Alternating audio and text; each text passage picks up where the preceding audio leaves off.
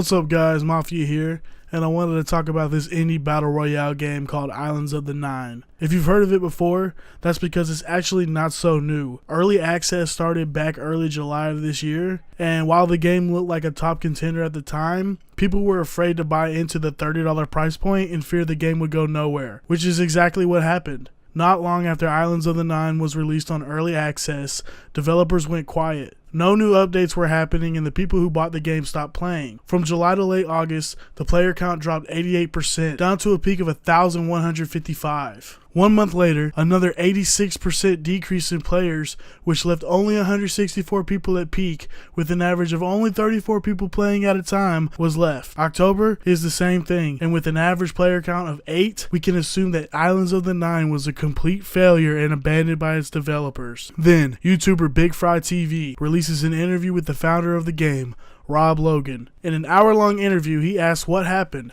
what's in store, and what can we expect down the road. I respect Big Fry as he actually asks the questions that anyone who put their hard-earned money into would want to know. And for the most part, Rob Logan seems to be genuine in his answers. He does seem to dodge a few of the questions when it comes to why they went silent for so long, without even a community manager stepping in to say something to players. He just said basically they were too busy with other things to tell anyone.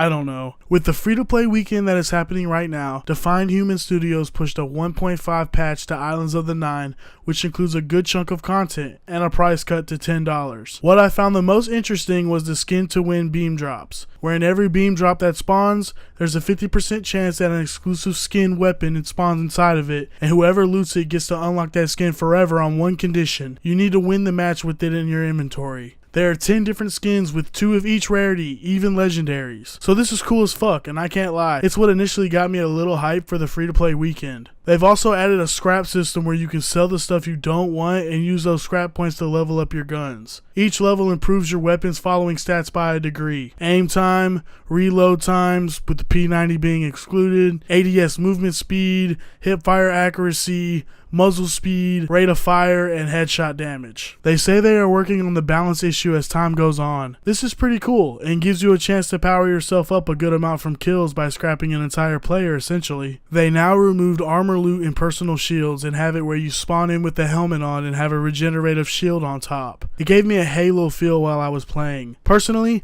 I like this more than an armor system. They've added class gadgets, with the first one released being a plasma projector that can launch plasma projectiles with a huge knockback or project a shield in front of you. I used this once or twice in my game, but I'm not too sure how I feel about it. Maybe the more I play with it, the more I can utilize it, especially for the knockback. They planned on releasing 3 classes initially, but decided it was a better idea to release one and improve as time went on. Leveling up now does something. Every level you gain now will provide you either a weapon or armor crate. Every 5 levels you'll get a weapon or armor elite crate, which won't drop a common. They also added in a way to purchase skins with the credits you earn off your games, which before all you could do was buy crates. In the extra patch notes, we see there's been updates to the sounds, UI, lighting, HUD, and quality of life updates. So it sounds like a really good patch, yeah?